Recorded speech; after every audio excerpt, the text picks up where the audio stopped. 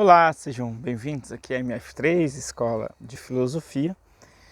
Eu vou começar uma série ou uma sequência dentro da lista, da playlist Terapia, de leituras e comentários sobre Carl Gustav Jung, o famoso Jung,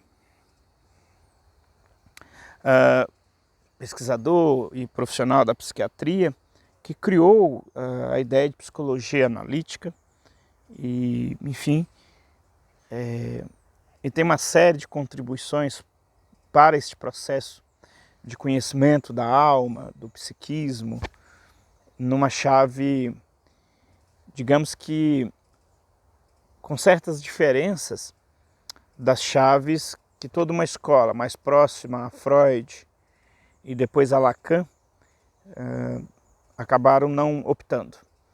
Uma das questões que pessoalmente me agradam é que na perspectiva junguiana nós podemos tomar uma série de temas que Freud teve a sua contribuição inicial por ser um articulador e um propositor desses temas, tais como o inconsciente, uma atividade inconsciente, o papel dos processos libidinais na forma como dispomos a nossa vida, na forma como mobilizamos a nossa atenção.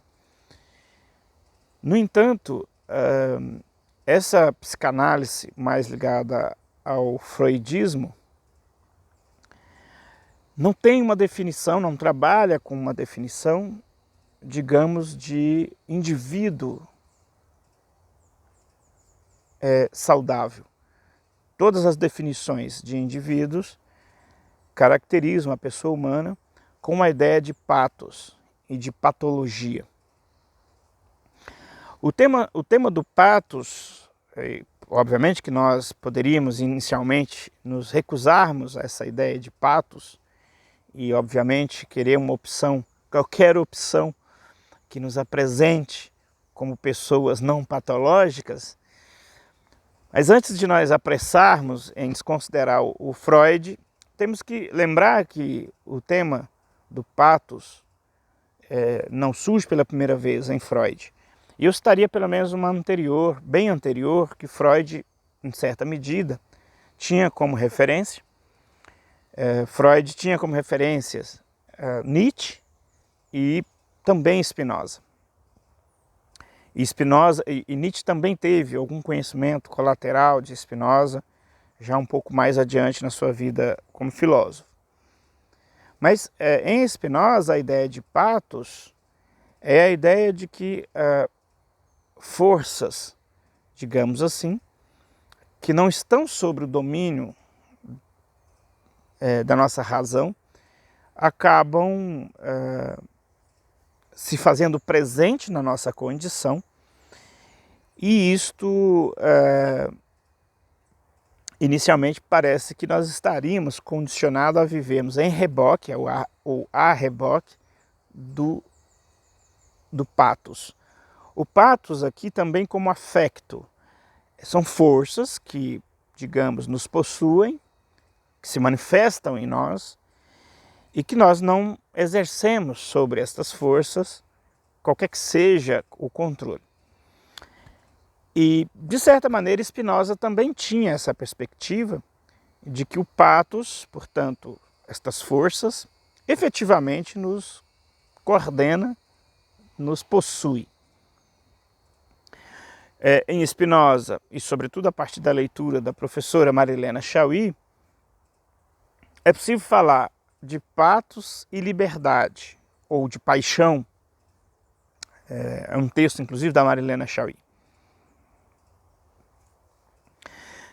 Então, podemos falar que, apesar de, sim, haverem forças que nos perpassam, é possível exercer isso que para nós, enquanto pessoas, é algo muito caro e importante, que é a ideia de liberdade, que é a ideia de que eu, enquanto pessoa, a minha grande diferenciação, a minha grande marca e minha grande plenitude é a liberdade. O que para Spinoza, o que deve ser considerado, na verdade, é a estratégia da razão em lidar com o patos. Mas ele está ali, não seríamos. E seria um engano a querermos produzir na razão uma espécie de me esquivar do fato de que forças possuem-me. E este tipo de arranjo, certamente a psicanálise freudiana formula de modo importantíssimo para a história e para a fortuna literária da tradição psíquica contemporânea, da tradição que estuda o psiquismo humano contemporâneo. Isso é inegável e aconselho todo mundo a ir a Freud para depois vir para Jung. Alguns dizem que não precisa, mas eu acho que em termos práticos ajuda muito. Como também, tanto Freud quanto Jung, é bom visitar com frequência a história da filosofia e compreendermos que tanto a psicologia analítica quanto a psicanálise estão muito mais próximas, eu diria, da filosofia do que se imaginam, do que se deseja imaginar. Mas feita então essa consideração, a definição no contexto da psicanálise nós não temos. Já procurei, se alguém inclusive tiver uma reflexão diferente, coloque aqui nos comentários, para que eu também possa me inteirar. Eu já fui atrás e não encontrei, ao contrário, encontrei exatamente a afirmação de que não há mesmo uma definição de uma pessoa saudável em Freud. Então a ideia seria sempre que nós temos traços que são que fazem parte de uma condição de normalidade, mas são esses mesmos traços que, quando eles perdem uma espécie de harmonia e acaba, digamos, desenvolvendo muito apenas uma dimensão e atrofiando outras, o processo, portanto, mais clínico estaria exatamente nesse estágio. No caso aqui do Jung, nós temos uma outra perspectiva e que vai fazendo um avanço na investigação a partir das questões freudianas. Por exemplo, na própria abertura dessas memórias, que é aí uma autobiografia, ou, enfim, de posse do livro, nós podemos ver, mas que percorre toda a vida dele, as reflexões, que foi escrito por ele próprio. Nós temos alguns temas, por exemplo, aqui logo na abertura dessa edição brasileira, Sérgio Brito, o renomado ator e diretor brasileiro de teatro, ele, por exemplo, salienta o tema da libido. Ele diz que o encontro dele com Jung, ele consegue compreender que a libido, ainda que ele aqui no depoimento diz que ser uma pessoa que gosta da sensualidade, mais jovem, estava bem, até mais ligado ao tema, mas para ele reduzir a libido, que é esta força que movimenta o ânimo, digamos, do dia a dia, para ele estava ligado à dança, estava ligado ao corpo, não como apenas fonte de sexualidade, mas ao corpo nesse sentido da dança, de um prazer, de uma outra ordem de prazer. E nós podemos ir vendo esses outros aspectos em todo o pensamento do Jung, que, por exemplo, podemos falar de aspectos neuróticos em Jung, da mesma forma que a tradição freudiana trata esta organização, esses processos que acontecem dentro do psiquismo, mas não vê totalidade, portanto, da atividade psíquica apenas sobre a chave patológica. Então, aqui e acolá nós encontramos, em comentadores e nos próprios textos do Jung, a expressão pode sim ser patológico, mas pode não ser, e, portanto, abre espaço para uma ideia da criatividade. Não só da criatividade, mas de um outro tema que Jung absorve no processo terapêutico e a tradição freudiana não, que é o aspecto religioso. E aí sempre vamos tratar dessas duas perspectivas. É fato que pode haver uma conexão neurótica com o fenômeno religioso, mas não é a totalidade do fato. É possível pensar, sim, numa relação saudável com o sagrado. E estes aspectos, aqui eu citei dois, para mim são muito relevantes e instigantes na investigação do psiquismo na perspectiva junguiana. Não vamos, obviamente, fazer o desejo inconsciente neurótico de expurgar pela razão, digamos que o nosso funcionamento psíquico ele contém recalques. O raciocínio consciente tende a não perceber que esconde áreas, que esconde o inconsciente em si.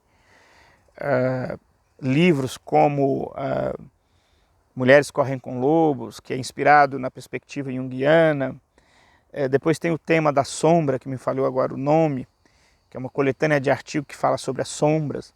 Ou seja, nós temos elementos que mesmo a contragosto eles se manifestam em nós. Então é bom avisar essa dica. Não quer dizer que com a questão junguiana nós encontremos um aliado para justificar a nossa resistência a aspectos que nós recalcamos. Não, o Jung não propõe isso. Mas ele abre para a dimensão da criatividade e da saúde psíquica, propondo que dentro dessa dimensão psíquica não há apenas a dimensão que pode nos gerar a ideia do patos, mas que pode nos gerar vida plena. E esse aspecto passa necessariamente para uma abertura do infinito, que é o tema do sagrado. Jung investiga e ao longo dessas pílulas aqui na playlist terapia, eu pretendo ir soltando reflexões que a gente for avançando. Jung propõe, e mesmo não só Jung, mas a partir do seu pensamento, surgem os mais variados estudos sobre as religiões, psicologia da religião, filosofia da religião e muitas outras investigações. Portanto, além do próprio pensamento dele, ele provocou outros pesquisadores que continuaram desenvolvendo pensamentos a partir de uma matriz de temas e questões. E aí é um universo riquíssimo, porque retoma o papel da espiritualidade, retoma o papel de uma vida integral, uma vida relacionada à ideia de ecologia, sobretudo. E, enfim, o processo de cuidado de si, portanto, traz para o horizonte, traz para perto de si todos esses repertórios. Sempre lembrando que em todos esses lugares não quer dizer que pronto, encontrei e agora é só me jogar. Não é bem assim. Mas a beleza é que quando a gente começa a compreender o que seriam os aspectos intrusos, digamos assim, nós conseguimos perspectivar nas tradições que eu acabei de citar chaves importantíssimas de cuidado de si. É um pouco sobre Jung. Um abraço, até um próximo.